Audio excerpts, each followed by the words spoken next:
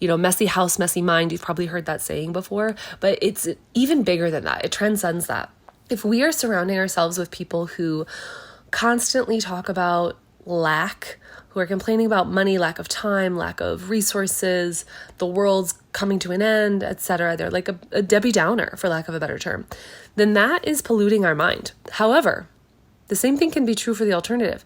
If we consciously put ourselves into containers where people are aspirational, inspirational, motivated, accountable, they have integrity, they have faith, that starts to bleed off on us.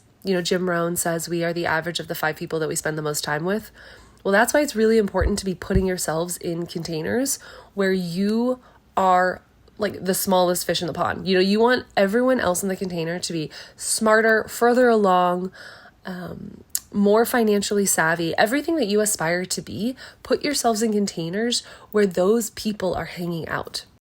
Catch all the episodes at theprofitablecoach.com or your favorite podcast player.